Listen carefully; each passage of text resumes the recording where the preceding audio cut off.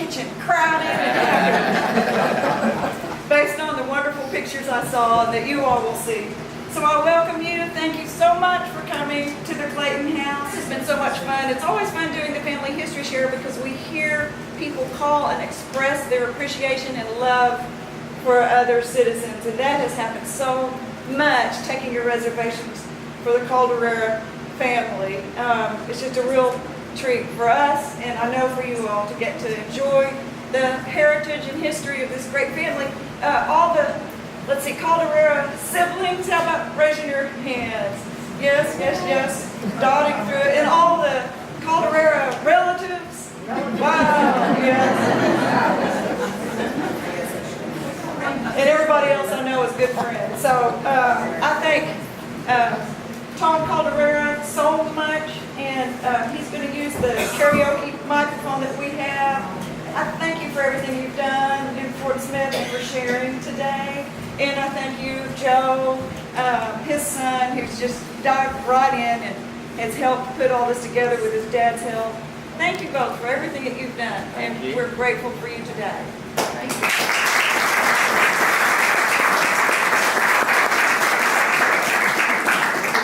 Okay, I'm going to start off, tell you first of all how we ended up here. About a year and a half ago, Julie, if I have to correct my memory, my sister Sharon, who a lot of you all know, sitting in the back, was married to Mr. Seacard. And I didn't really know about the Clayton House and this program that they offered, and she and I came to listen to the history of First National Bank.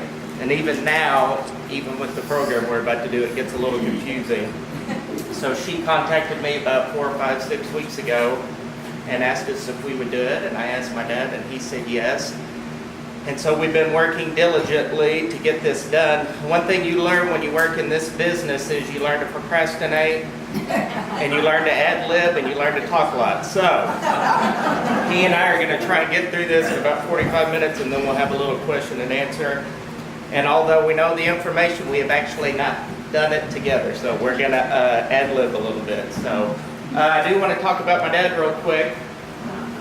And by the way, my dad last month just turned 86 years old, so he's literally a living, breathing encyclopedia. And for all of us young cousins, he and his cousin Marianne, who will be here at the 3 p.m. show, are two of Salvador's living grandchildren that still live here in town. So with that being said, are you ready, Papa? I think so. Can everyone hear me? Yes. I really want to try this without the microphone. Can you hear me without the microphone? No. So I guess I'm going to use the microphone. This story is the Caldarera family story. It is not only about Caldareras. It is about the Caldarera family and how they immigrated to this country and how they raised their own families and became part of the establishment of the city of Fort Smith, serving for over 130 years good food to the people of Fort Smith. The story starts in Bisaquina, Italy.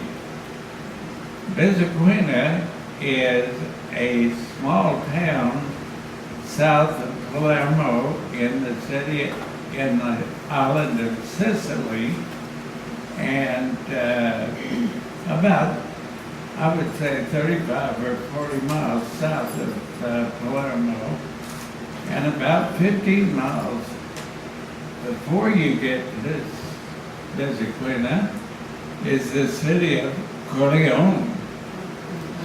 Does anybody know what happened in Corleone?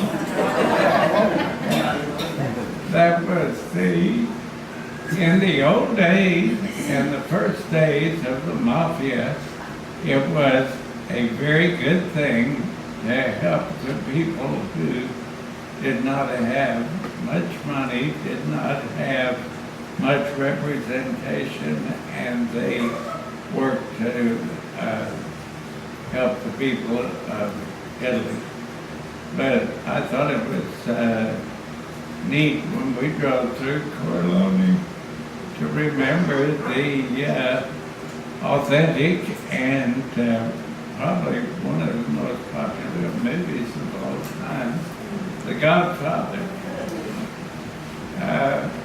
We got to, in 2001, my cousin Augustina LeBoy and my two cousins, Gina and Rosalie Chula, and my wife and I took a tour of Italy and then took a tour of Sicily. I didn't realize until we got closer to Sicily how much my interest in that part of the country meant to me. We found beautiful, beautiful places, a lot of agrarian, lovely countryside, but also remnants of Roman Empire, the Grecian influence, the English Empire influence on the island of Sicily. And as we got closer to Visaquina, I felt like, well, I'm not sure who I am.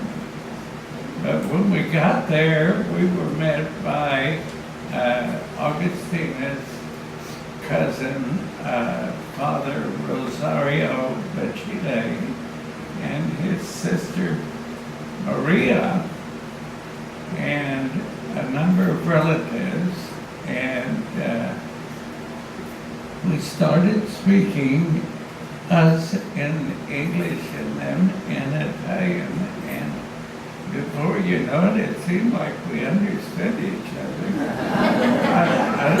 I don't know how that happened, but when I came back from our trip to Italy, Gina Chula, are you here, Gina?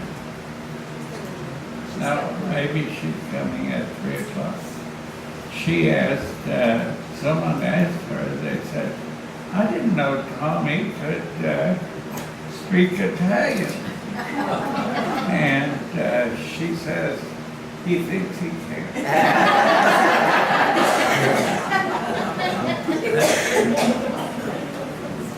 But anyway, we saw a lot of things, and one of the first things I wanted to see was where my great-grandfather raised his family. And the first picture you see up here is of that house. Actually, it's still in good shape 170 years later, and it is still occupied, and I felt very good about it. And of course, the people I'm talking about are my great-grandparents, Giuseppe, Joseph, and Vida in English, Caldarera, who had 4 children, Thomas, Salvatore, Louis, and Conchetta. Right across the street, do we have another picture? Yes. Right across the street is where the Marizzi family grew up. And of course, sometimes when you're close together, things start to bud. Conchetta Caldarera, one of Joseph and Vida's daughters, their only daughter, married Johnny Narizzi, who was from this family here. They had 3 sons. Jacob, sorry, Jacob, Joseph, and Dominic, which begins a long line of Narizzi's that many of you remember and, of course, are important in this story. But the main person in this story is Salvatore Caldarera. At the age of 19, he decided to say goodbye to his brothers and sisters and his mother and father and come to the United States of America and earn his fortune. Unfortunately, someone had told him that the streets in the U.S. were paved with gold. He got here, came through the port of New Orleans, and made his way to St. Louis, where he became very interested in the fruit business and started a fruit business with several different fruit stands throughout the city. It was important for him to have help, so rather than try and do it himself, am I getting out of No, but hold on, sorry, next photo. This is an older photo of Salvatore, and I've got a better one coming up, and this was his wife, Augustina, which that's just about to tell you how they met. Salvatore sent for his brother Thomas to come to the U.S., and shortly thereafter he sent for his nephew, Jake Narizzi, to come and help with the business. As often happens, Salvatore was bitten by the love bug. And he and this lovely lady up here, Augustina Sansoni, married in St. Louis. They ended up having 5 or 6. I'm going to come back to their kids. You're going to come back to that, okay. Their children will come later in the story. They stayed in St. Louis for a while and then moved to Springfield, Missouri, where Augustina's Sansoni family were well established. Joseph Sansoni, her brother, had a restaurant and coffee shop in Springfield, and her other brother managed and operated a hotel, Sansone, and a restaurant, which was very popular and was considered one of the finest in the city.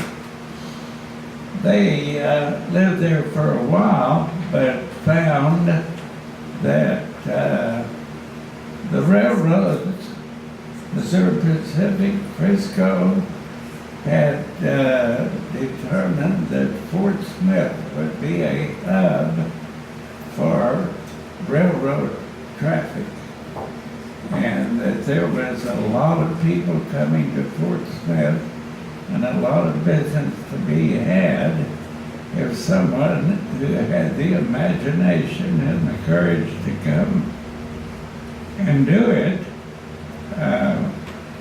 would come.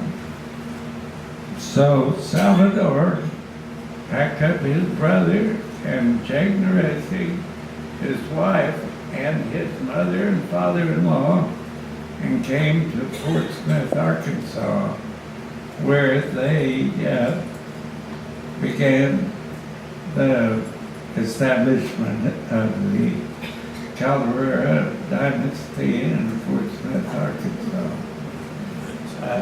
Joe, you wanted to say something? Yeah, I do. Before we get too far in Salvador, we're kind of starting at the top and working our way down because we're all direct descendants of Salvador. I wanted to touch a little bit about his brothers and sisters, Thomas, Louis, and Conchetta. So Louis had 4 kids, Mike, Bernard, Joe, and Wida. Oh, I got to tell you this because this is very important. The story gets a little confusing because the Sicilian tradition of when you name your children, your firstborn son and daughter, you name after your paternal grandparents. Then when you have another child, you name them after your maternal grandparents. So there's a lot of Josephs and Widas and Thomases in this story, after generation after generation. So it gets a little confusing. So Louis Caldarera, which was Salvador's brother, who had immigrated, he had 4 children, Mike, Bernard, Joe, and Wida. Their family owned a little concession restaurant area in the Joy Theater. The Joy Theater was on the corner of 9th and Rogers, present day. It's actually where the Goins parking lot, the building is not standing there, where Goins furniture is right behind the parking lot there. This is interesting. Let me ask one question. Does anyone in this room remember when the Joy Theater burned to the ground? To the ground. I remember when it burned. I remember when they built it. I remember. So this is Louis's family. This is an interesting story. 2 of his children, Mike and Joe, eventually moved to St. Louis, and they had the exclusive rights to the concessions of the St. Louis, professional St. Louis baseball. The Cardinals baseball, they ran the concessions for the baseball stadium. They later had the opportunity to move to Little Rock. Has anybody ever heard of Falstaff beer? Yes. They were moved to Little Rock. They were awarded the distributorship to distribute Falstaff beer in Little Rock, Arkansas. Louis was the oldest of all the children, and they ended up selling the Joy Theater operation to the Chula cousins.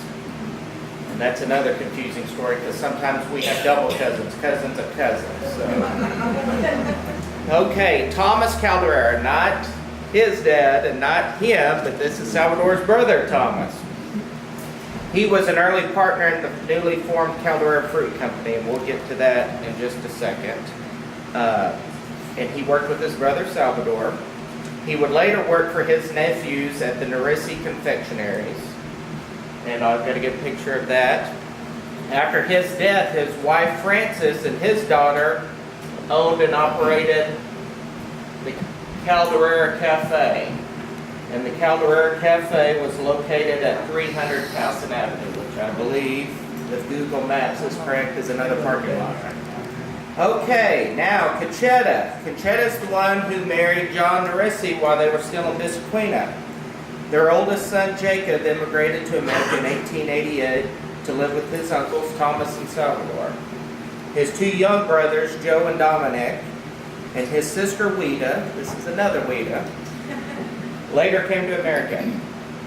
They actually owned 2 different confectionaries on Garrison Avenue. And for the young people in the room, the confectionery they made homemade sweets. They made ice cream. They had all kinds of things. And not only did they make handmade goods, they also kind of served as a retail function. So here's a good picture of the Nerisi confectionery store. This is Tom Caldarera, my dad Tom's great uncle, Salvador's brother, and this is Dominic Nerisi, one of the Nerisi boys. And as you can see, this is what one of these confectionaries would look like in the early 20th century. Fresh fruits all along the shelves here. They had canned goods, jarred goods, and a lot of products that they made homemade. Candies. The Nerisis had two confectionaries, and they were right close to each other. Narissi's 1 and Narissi's 2. They later would buy a confectionery called Bruns. Is that how you pronounce it? Or Bruns Confectionery? B-R-U-N. B-R-U-N. And that was housed where later on, and a lot of you all will remember where the Boston's Mint Store was on Garrison Avenue.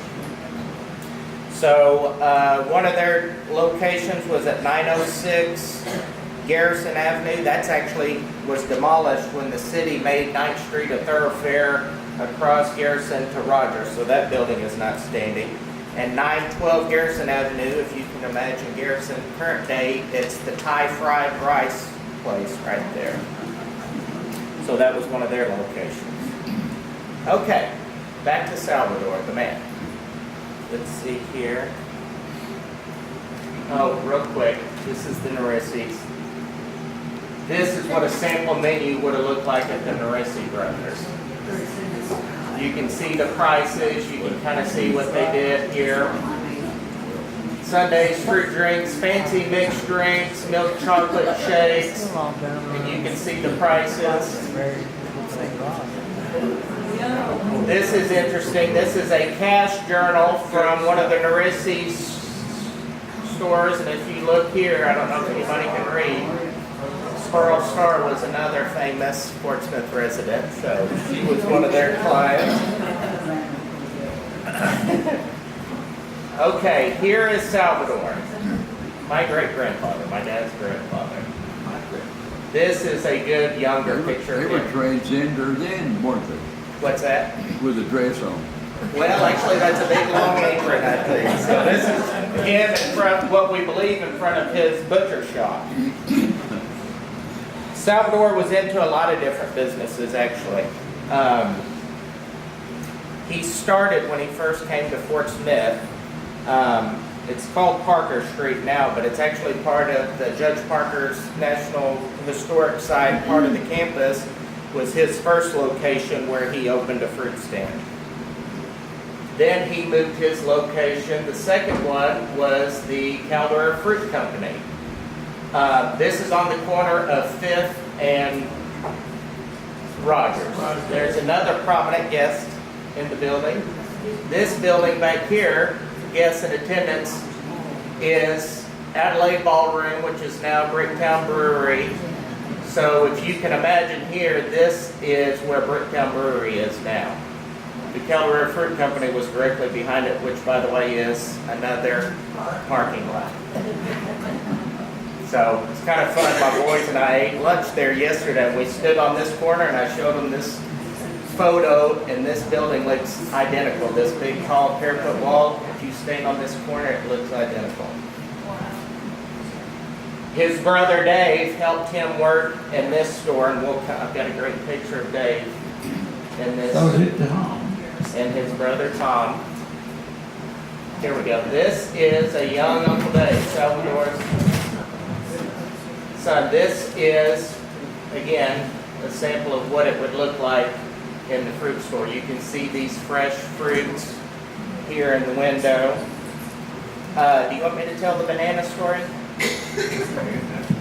My great-grandfather was a very good salesman and entrepreneur. He would buy bananas, overripe bananas, for a penny. Then he would sell them to the public for 2 cents and call them ready-to-eat bananas, and they would fly off the shelves. He would sell them like crazy. Okay, this is the fruit company. Later, across the street, and he didn't move far, at 5th and Garrison, across the street from Adelaide, which is another parking lot, right next door to what's Hamburger Barn for years. This is a picture of a meat market he owned and operated. I'm going to start passing around some of these documents, and you can kind of see we have some of his original documents of various businesses that he had. But and they're both kind of similar. I'll start them on different sides of the room, and you can do it. This was a bill of the sale that we have from the years on here somewhere of when he bought this meat market business. And he got a bay horse, a white mare, a mare mule, 1 horse, 2 delivery wagons, and the list goes on. But it's a very detailed list of what he purchased. And these are all original documents that we've had in our family for a long time. Okay?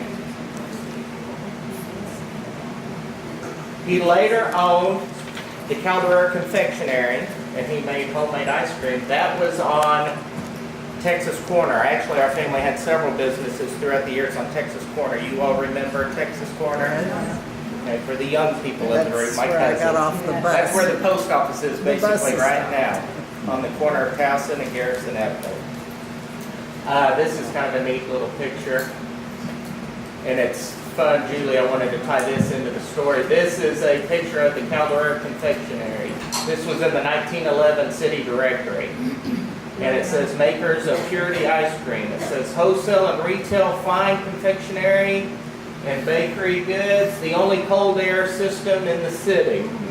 And my great-grandfather used to make homemade ice cream, and he would deliver it by bicycle up and down 6th Street. 6th Street is where all these beautiful homes and prominent Portsmouth citizens lived, and he would hand deliver ice cream up and down 6th Street. So there's no doubt in my mind that my great-grandfather was at this building at one time or the other.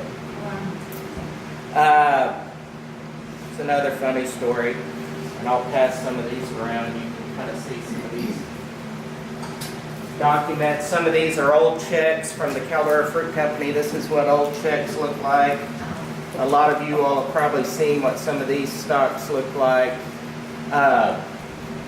Before the Depression hit, back in the old days, my great-grandfather became actually a wealthy man. He was very good with real estate dealings. He had lots of successful businesses.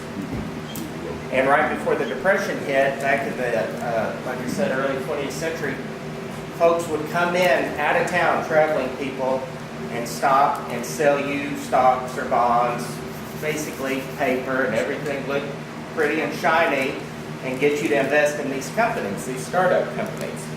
And Mary Ann confirmed it, and my grandfather had a little bit of weakness with that. So he would buy these stocks. One interesting story, a stranger came through and sold him some stocks in his company. The stranger went on to develop his company, and when he started to become a success, he came back and started buying back the stocks of his company when it was a success. And he came back and asked Salvatore if he could buy his stocks back, and he said, sure, he could buy them back. And the stranger's name was Henry Ford. I don't know if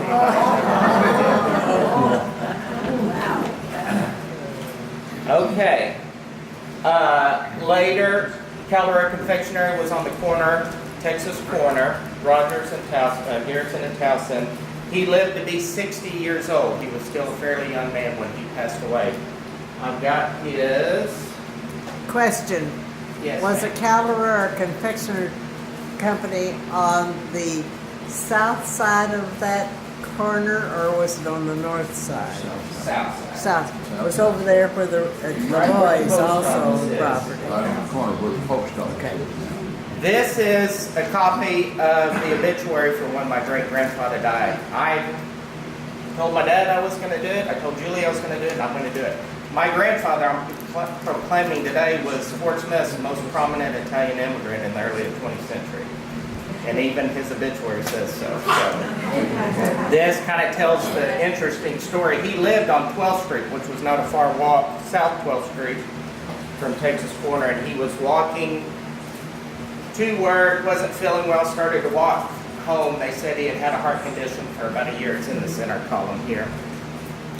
Basically, he started to have a heart attack and kind of sat down on the curb, and a motorist, a passing by vehicle, stopped, took him home, and within minutes of him getting back home, he had passed away from a heart attack.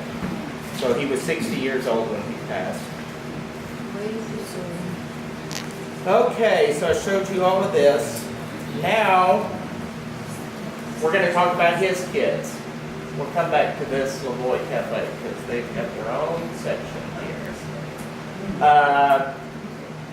I'll talk about Joseph first. I'll get back to this picture in a second. My dad. That's your dad. Joseph, who was his oldest son, was the first to leave Fort Smith. He would eventually leave the state back to Missouri because Joseph, the oldest, was actually born in Missouri.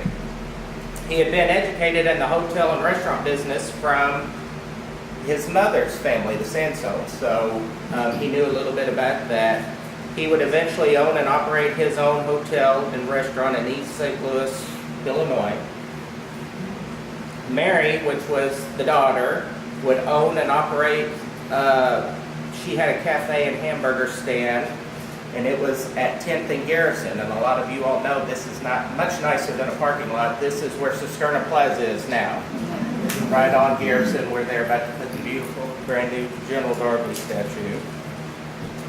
She had owned and operated her own restaurant there. My dad tells wonderful stories about his Aunt Mary, that she had a very wonderful personality and she had a very good client base. Her customers loved to go in there. She was very entertaining, energetic, so she had a good business. Like anything, yes, that's true. She would later marry a coal miner by the name of Ted Slavens, and they eventually moved to California. Thomas, Salvatore's son, my dad's dad. By the way, my dad's name is Thomas Joseph Caldarera Jr. So we're talking about Thomas J. Sr., his dad. He was the youngest of the kids. And he married a beautiful lady. Where is my grandmother? Look at my pretty grandmother there. Her name was Conchetta Poza. Just a sidebar, and doesn't have much to do with this story. Her family were some of the first settlers of Tawnytown, Arkansas. My grandmother. So the Poza name is very popular in Tawnytown, Arkansas. My dad and my grandmother met. I'll go back to this photo. This is a young picture of my grandfather. You can see, and it's not a dress. It's an apron, and he's got his tie. This is kind of symbolic of if you worked in the industry in the early 1900s, this is what you would wear. My grandfather worked at the Caldarera Confectionery, and we think that this is probably a photo from that time. Oh, by the way, real quick, let me go back. I'm sorry, we finally got the pointer working. My dad and I also believe that this is a young Thomas Caldarera in front of the meat market. What's the story, Dad, tell about your dad? He was in I'm not sure whether that's a Boy Scout uniform he has on, but I do know for sure that he played the clarinet in the Fort Smith marching band, which was quite a famous organization that traveled throughout the South and played for many people. Tom, would he have been the one that I saw in the grocery store selling fruits and vegetables Yeah. at Harshberger's store in Van Buren when I was a little kid? Yeah, that's what I was about to cover. I'm sorry. He after the Caldarera Confectionery closed, he got in, stayed in the produce business, just like his dad, and he worked for R&B Produce. Do you all remember R&B Produce? Rotten, mashed, and bruised. I know. My grandfather worked for R&B for many, many years, and he was a salesman. And he sold to grocery stores, he sold to restaurants, and he did that until his death. My grandfather had contracted ALS, which is also known as Lou Gehrig's disease. So he actually, my dad was his only son, and he actually died at a very young age. He lost the use of his legs and his arm and eventually his voice. And my dad was 15 years old when my grandfather passed away. This is an interesting family photo here at the dinner table. This is my grandfather shortly before he passed away when his health wasn't good. This is his wife. This is my father with young, dark, look at all that hair on his head. I don't know He was really Even now. cute. This is Sereno and Weta, and this is Uncle Dave. Uncle Dave never got married or had any children. He was a very debonair man. We all have great memories of Uncle Dave. He was the last of the kids to pass away, by the way. So this is typical of what an Italian Sunday family dinner would look like. Can I tell Yeah, sure. When my Dad acquired ALS. The family all prayed and prayed that he would be cured. When it appeared that he would not be cured, it was a custom in Italy to have a St. Joseph's dinner dedicated and in honor of St. Joseph, whom they asked and wanted to have St. Joseph intercede for a cure for my father. St. Joseph is the patron saint of Italy. So it was very important, and it happened throughout all of Sicily and Italy. Whenever there was sadness or serious illness, we did it one time for my Aunt Maria Chula. I don't think the Chulas are represented here yet today. But then again, we had it at my home on Dodson Avenue.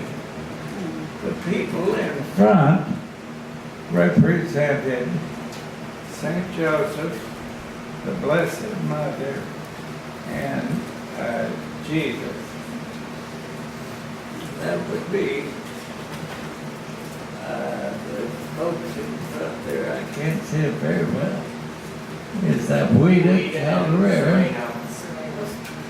Sereno Lavoy, and Mary, was it that? Oh, no, that was Francis. no, up front. I think Sonny was the Sonny Lavoy was to represent Jesus at the feast, and everything would be homemade, bakery products, Italian foods, everything.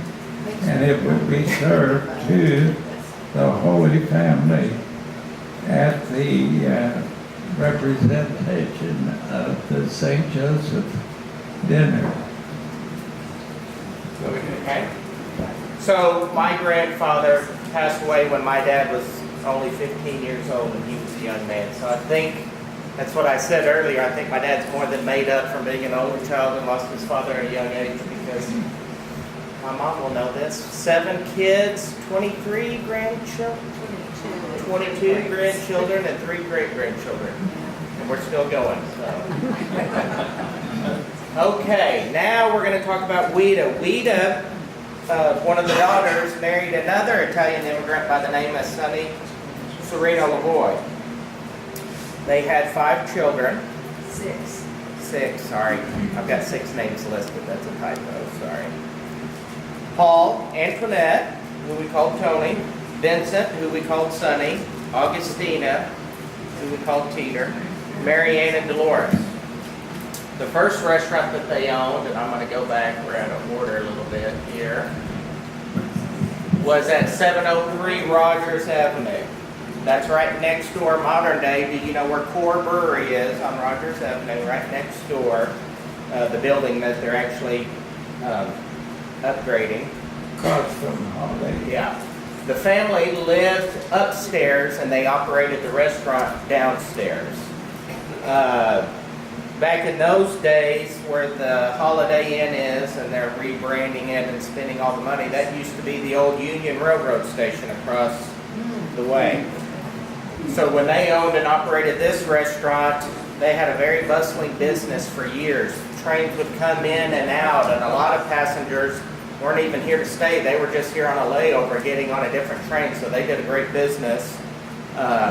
And even it says carry-out business, a lot of carry-outs. People would come in and grab a sandwich, go and hop back on and get on the train. When the Depression hit, it obviously decimated a lot of the country, but the railroad business, as far as leisure passengers, basically died. So their restaurant shut down after that. Let me come forward. go. Okay, so Uncle Dave and Sereno were brother-in-laws, and when the Depression hit, they moved to. Actually, sorry, let me back up. Let me just talk about Dave real quick. You saw the young Dave, the young picture of Dave in the Caldarera Fruit Company. When the Lavoie Cafe closed, he and his brother-in-law Sereno moved to Texas.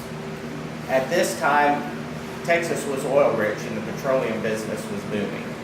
So they moved down there so they could, just for a job basically, to earn money.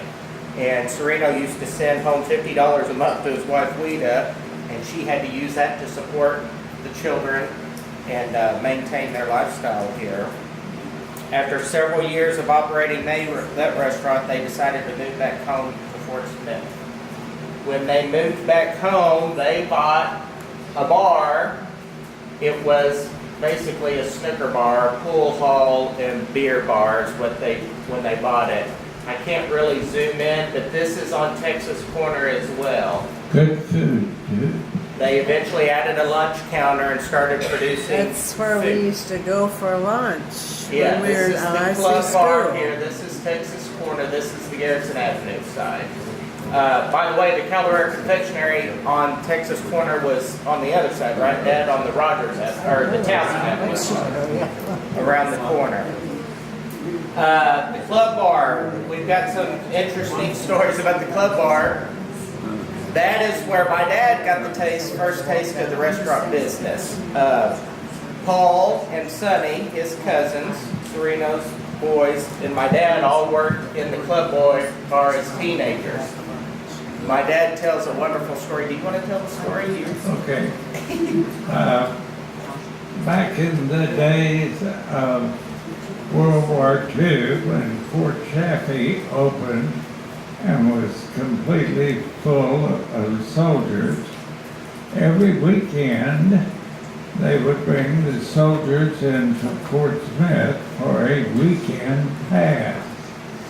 We worked at the club bar, and when right across the street was the bus station. And we would watch for the buses coming in and the soldiers getting off of the bus.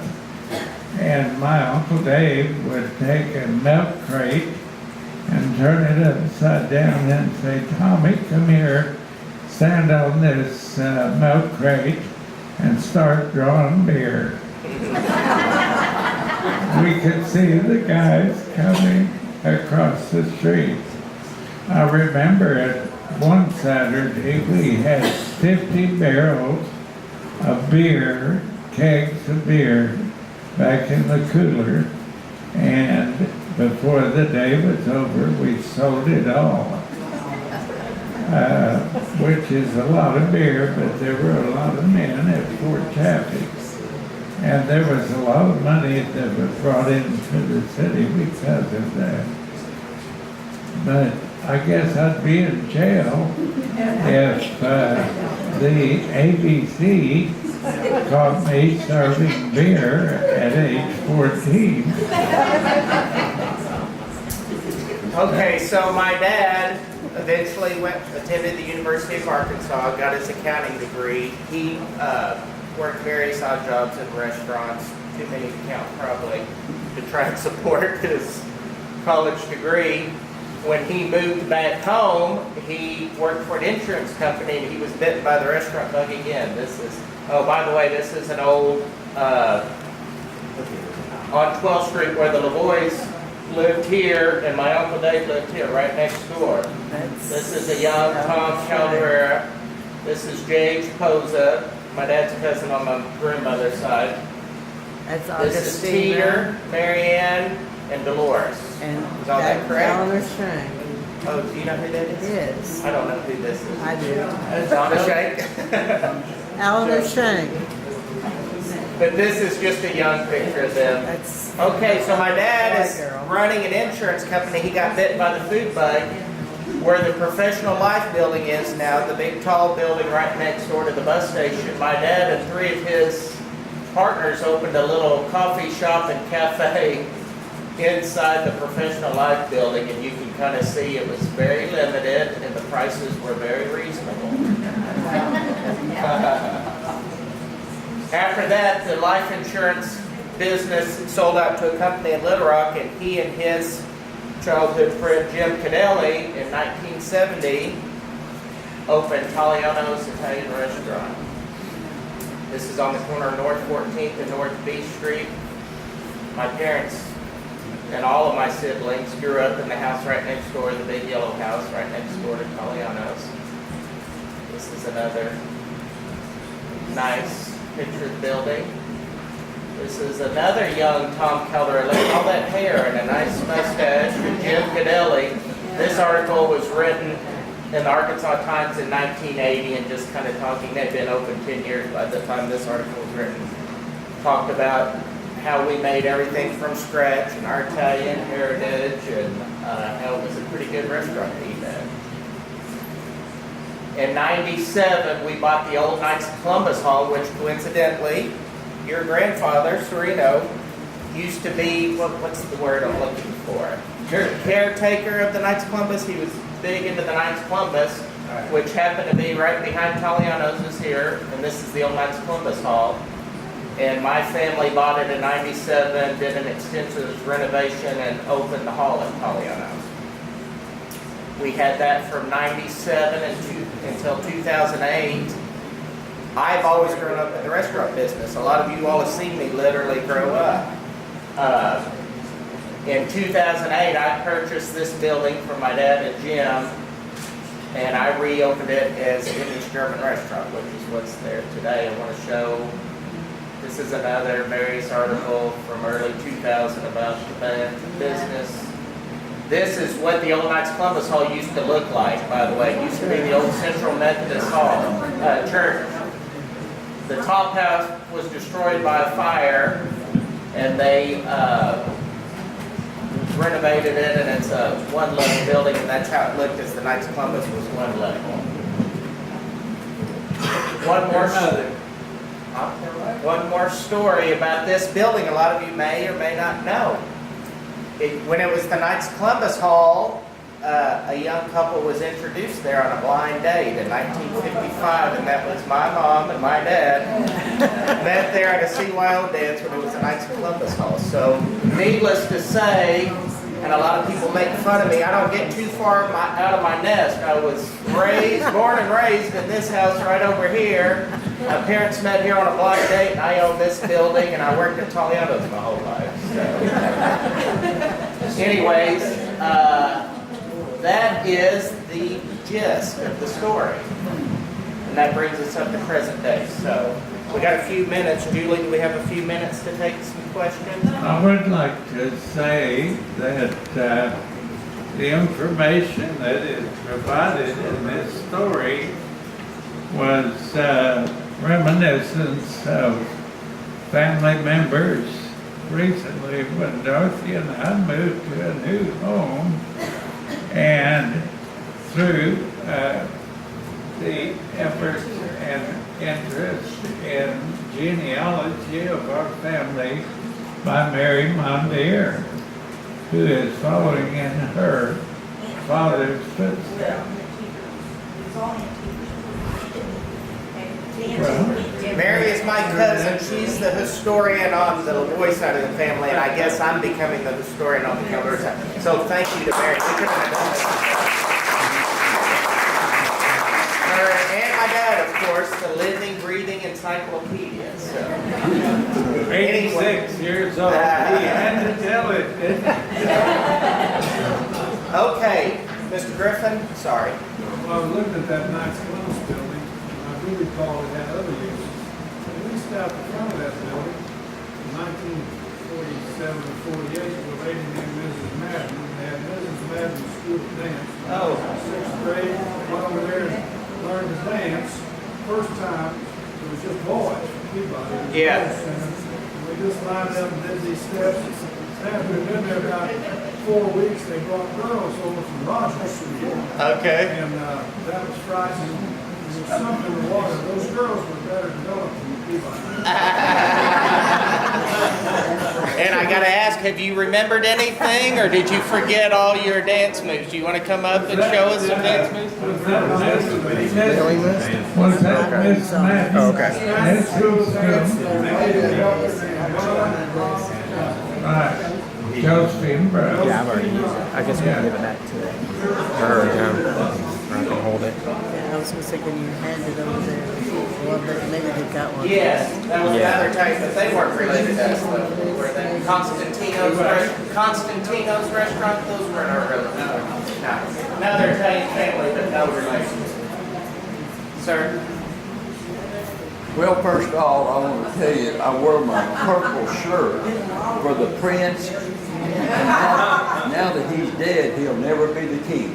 But anyhow, I've known that guy right there. He's a lot younger than I was, 2 years. But the thing I remember, they lived on the other side of the track. They lived on Dotson there. We lived down on 12th Street. And Homer Payton and us would go over there. But the thing I remembered about that, he was a good, nice kid. And Mother said he'd be a good kid to play with. But the main thing I remembered on that, and you didn't say anything about it, I admired your mother.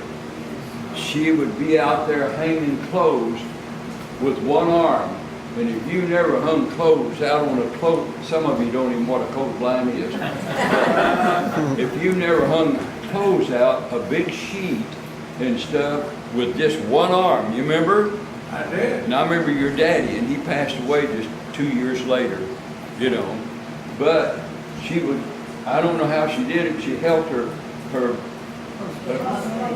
clothespins in her mouth, and she looked funny with clothespins in her mouth. And she would get that, I don't know how she did it with this one, but she would clip that on that. But anyhow, this is one of the nicest guys I've ever known.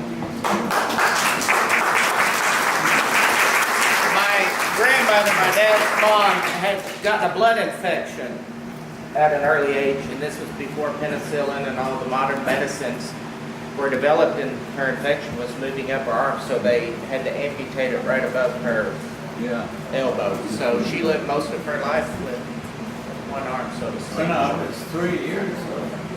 When my dad was 3. Any And more?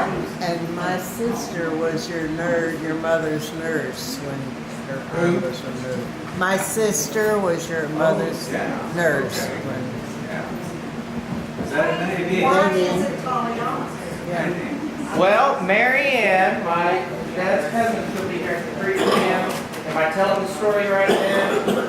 When my dad and Jim opened the restaurant, they kind of had a little naming contest for the family. And I've always been told that my Aunt Mary Ann came up with the name Olianos. Is that correct? Well, the reason she said if we put an I in front of Italianos, everyone would call it Italianos. And she says that's not right because Italianos means good Italian. This is the first Italianos menu, if anybody's interested in seeing that. You can see the prices were very reasonable there, too. Well, it's 46 years ago. Paul? Go ahead, Paul. I don't think that Tom was a dancer, but Richard's recollection of Baby's building as being Mrs. Madden's dancing, it reminds me that Catherine brags on having danced with Tom when they were younger. It must have been that long, beautiful, flowing hair that he had. It was, who was it that sang Singing in the Rain? Gene Garland. Gene Kelly. I did that at the Joy Theater with some other additional people. So that's probably what you're thinking about. I think it was my highlight. I can remember my mother worked for Italiano's restaurant for many, many, many years, and they're like family to us too. She would come home smelling like meatballs and sauce, and then sometimes when they would throw away the scrapings, you know, for the people didn't eat whatever they didn't eat, they couldn't give it to people, obviously. So they'd my mother would bring home and feed it to the chickens. So the chickens would have red grass from the So we ate the chickens. They had Italiano spaghetti and fried quite And well. speaking of memories, and your mother Yes. and smells, she was the best lady we had that cleaned. She cleaned with white vinegar, I'll never forget. So when Ramon was there on Saturday, she cleaned from head to toe and she used white vinegar, and I'll never We used forget to call it the that white tornado.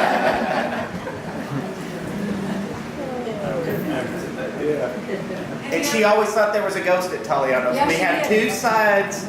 Some believe there is, some believe that they don't. But your mother absolutely 100% She tells the believes there's a story of ghost. a young gentleman that was there, and he went down in the basement to get cases of wine or something.